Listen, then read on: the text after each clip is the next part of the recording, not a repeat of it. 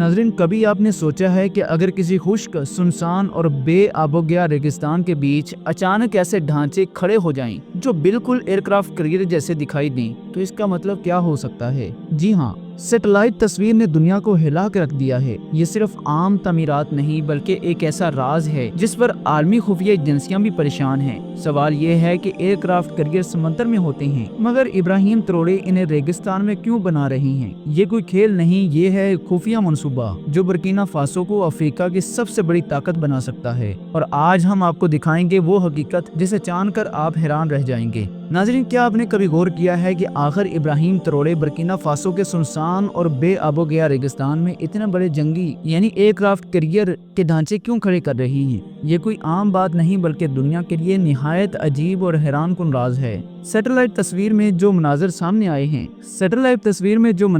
आए हैं उन्होंने सबको चौंका दिया है। आप गौर करें तो ये ढांचे बिल्कुल एयरक्राफ्ट कैरियर जैसे दिखाई देते हैं, और एयरक्राफ्ट कैरियर का मतलब है एक तैरता हुआ जंगी अड्डा जिस पर रनवेज हों और कंट्रोल टावर हों और मिसाइल सिस्टम हों और वो पूरी ताकत मौजूद हो जिससे कोई भी मुल्क लम्हों में तबाह किया जा सकता है। लेकिन असल सवाल ये है कि एयरक्राफ्ट कैरियर तो समंदर में तैरने के लिए होते हैं, तो फिर इब्राहिम ट्रोरे ने इन्हें पानी की बजाय एक खुश्क और सुनसान रेगिस्तान में क्यों बना रखा है?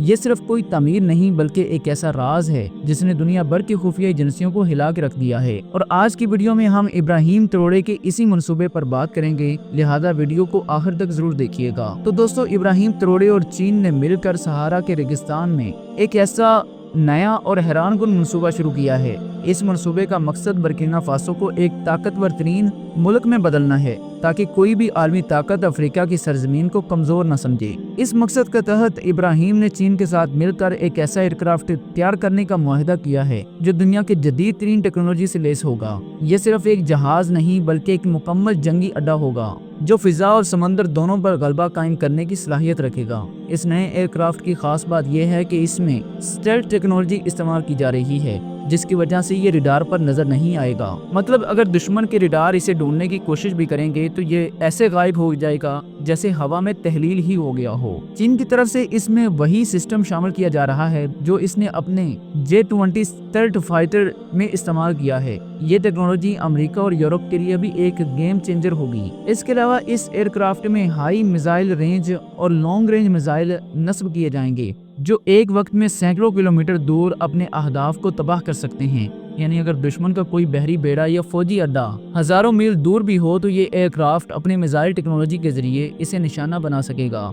इब्राहिम का ख्वाब है कि बुर्किना फासो अफ्रीका का पहला ऐसा मुल्क बने जिसके पास ऑफेंसिव स्ट्राइक पावर हो, मतलब ऐसा हथियार जो सिर्फ दिफा नहीं बल्कि हमला करने की ताकत भी रखता हो। ये एयरक्राफ्ट न्यूक्लियर पावर्ड इंजन पर चलने वाला होगा, यानी इसे बार बार ईंधन से भरने की जरूरत नहीं पड़ेगी। एक बार मिशन पर रवाना होने के बाद ये महीनों तक फिजा में रह सकता है या समंदर की बेस के तौर पर काम कर सकता है। चीन इस मंसूबे में अपनी जदीद तरीन कैरियर लॉन्च सिस्टम भी बना रहा है जो इलेक्ट्रोमैग्नेटिक कैटअप्ट कहा जाता है। इसकी मदद से जहाज के डेक पर खड़े लड़ाका त्यारे चंद सेकंड्स में फिजा में उड़ सकेंगे। ये वही टेक्नोलॉजी है जो आज सिर्फ अमेरिका के पास है, मगर इब्राहिम ट्रोरे ने इसे बुर्किना फासो के लिए भी मुमकिन बना दिया है। दोस्तों, सबसे हैरानकुन बात यह है कि इस एयरक्राफ्ट के ऊपर डिटेक्टिव एनर्जी वेपन्स यानी लेजर गाइडेड मिसाइल सिस्टम और लेजर गाइडेड गन्स भी नस्ब की जाएंगी। ये लेजर गन्स दुश्मन के ड्रोन्स और मिसाइल को हवा में ही तबाह कर देंगी। मतलब अगर दुश्मन ने हमला करने की कोशिश भी की तो ये एयरक्राफ्ट पलक झपकते ही मिसाइल को खत्म कर देगा। ये टेक्नोलॉजी मुस्तकबिल की जंगों के लिए सबसे मोहलक समझी जाती है। अब सोचें, जब बुर्किना फासो जैसे छोटे मगर बहादुर मुल्क के पास ऐसा एयरक्राफ्ट आ जाएगा जिसमें long range missile, fighter system, stealth strike system, nuclear engine, electromagnetic launch system और लेजर वेपन सब शामिल होंगे, तो फिर अफ्रीका की तस्वीर बदल जाएगी। ये सिर्फ एक जहाज नहीं बल्कि एक उड़ता हुआ किला होगा। और यही ख्वाब इब्राहिम ट्रोरे ने देखा है कि उसकी कौम अफ्रीका में सबसे ताकतवर हो और दुनिया के बड़े बड़े मुल्क भी इसके फैसलों को संजीदगी से लें। दोस्तों, इसके अलावा इब्राहिम ट्रोरे और चीन एक और जबरदस्त मंसूबे पर बात कर रही हैं, और वो ये है कि बुर्किना फासो में एक हाई स्पीड ट्रेन प्रोजेक्ट है। जी हाँ नाज़रीन, एक ऐसा रेलवे नेटवर्क जो सिर्फ बुर्किना फासो की तारीख में नहीं बल्कि पूरे मगरबी अफ्रीका की तकदीर बदल देगा। ये कोई आम रेलवे लाइन नहीं बल्कि जदीद टेक्नोलॉजी से लेस वो ट्रेन होगा जो रेत और पहाड़ों को चीर कर एक नया माशी इनकलाब लाएगा। چین نے وعدہ کیا ہے کہ وہ اپنی مشہور بلٹ اینڈ روڈ انیشیٹو کے تحت برکینا فاسو کو ایک سینٹرل ہب بنا دے گا۔ مطلب یہ ہے کہ ریلوے لائنز براہ راست برکینا فاسو کو مالی، نائجر اور گانا جیسے ہمسایہ ممالک سے جوڑے گی۔ اس کا سب سے بڑا فائدہ یہ ہوگا کہ برکینا فاسو کے کسان اپنی زرعی اجناس آسانی سے ساحلی ممالک تک پہنچا سکیں گے اور وہاں سے دنیا بھر کی منڈیوں میں برآمد ہوگی۔ ابھی تک کسانوں کی فصلیں راستے میں ہی خراب ہو جاتی تھی کیونکہ ٹرانسپورٹ کا کوئی مؤثر نظام موجود ہی نہیں تھا، لیکن یہ ٹرین پروجیکٹ اس کمی کو ہمیشہ کے لیے ختم کر دے گا۔ یہ ٹرین صرف سامان نہیں بلکہ مسافروں کے لیے بھی ایک انقلاب لائے گی۔ آج برکینا فاسو کے لوگوں کو ایک شہر سے دوسرے شہر جانے کے لیے کئی گھنٹے یا بعض اوقات کئی دن لگ جاتے ہیں، لیکن اس ہائی سپیڈ ٹرین کی مدد سے وہی سفر چند گھنٹوں میں مکمل ہو جائے گا۔ اس سے نہ صرف وقت بچے گا بلکہ کاروبار، تعلیم اور صحت جیسی سہولیات بھی عام آدمی تک جلدی پہنچیں گی۔ چینی انجینئرز کا کہنا ہے کہ یہ ٹرین جدید ترین الیکٹرک ٹیکنالوجی پر مبنی ہوگی، یعنی یہ ماحول دوست بھی ہوگی اور اس میں ایندھن کی کھپت بھی نہ ہونے کے برابر ہوگی۔ ریگستانی حصوں میں جہاں بجلی کی کمی ہے وہاں یہ ٹرین سولر انرجی پر بھی چل سکے گی۔ اب سوچیں ناظرین، برکینا فاسو جیسا ملک جو آج تک بنیادی سہولتوں کے لیے ترس رہا تھا، کل کو پورے افریقہ میں سب توانائی پر چلنے والی ریلوے نیٹ ورک کا مرکز بن جائے تو آپ کو کیسا لگے گا؟ سب سے دلچسپ بات یہ ہے کہ ابراہیم تروڑے نے اعلان کیا ہے کہ یہ ٹرین صرف بڑے شہروں تک محدود نہیں ہوگی بلکہ چھوٹے دیہاتوں تک بھی پہنچے گی۔ اس کا مطلب ہے کہ وہ کسان، مزدور اور طلبہ جنہیں آج گھنٹوں پیدل چلنا پڑتا ہے، کل کو محض ٹرین کے ذریعے سیدھا دارالحکومت واگاڈوگو تک جا سکیں گے۔ یہ نہ صرف برکینا فاسو کی معیشت کو مضبوط کرے گی بلکہ سماجی انقلاب بھی لے کر آئے گی۔ ناظرین، ماہرین کا کہنا ہے کہ اگر یہ منصوبہ کامیاب ہو گیا تو برکینا فاسو افریقہ کا ریلوے دل کہلائے گا۔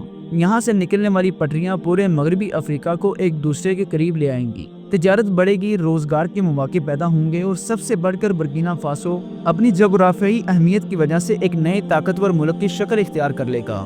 ناظرین، اس کے علاوہ چین ابراہیم تروڑے کو ایک اور انمول تحفہ دینے جا رہا ہے اور وہ یہ ہے کہ ماڈرن ڈرون ٹیکنالوجی۔ جی ہاں، وہی ڈرونز جو آج کی جنگوں کا سب سے بڑا ہتھیار سمجھے جاتے ہیں۔ دنیا کے بڑے بڑے ملک اپنی فوجی طاقت میں ڈرونز کو مرکزی حیثیت دے چکے ہیں اور اب یہ طاقت برکینا فاسو کے ہاتھوں میں آنے والی ہے۔ چینی ماہرین کے مطابق یہ ڈرونز نہ صرف نگرانی کے لیے استعمال ہوں گے بلکہ ان میں اسٹرائک کی صلاحیت بھی ہوگی۔ مطلب اگر دشمن کا کوئی کیمپ یا فوجی قافلہ سینکڑوں میل دور بھی ہو تو یہ ڈرونز فضا میں اڑتے ہوئے وہاں پہنچ کر اپنے اہداف کو ختم کرنے کی صلاحیت رکھتے ہیں۔ ان ڈرونز کو رات کے وقت استعمال کرنے کے لیے جدید نائٹ ویژن کیمرہ نصب کیے گئے ہیں اور انفرا ریڈ کیمرہ سسٹم لگائے جا رہے ہیں تاکہ اندھیرے میں بھی دشمن کی ہر حرکت پر نظر رکھی جا سکے۔ یہ ڈرونز برکینا فاسو کے لیے صرف جنگی فائدہ نہیں لائیں گے بلکہ امن قائم کرنے میں بھی مددگار ثابت ہوں گے۔ جی تو ناظرین، آپ کو کیا لگتا ہے ابراہیم تروڑے اور چین کے یہ بڑے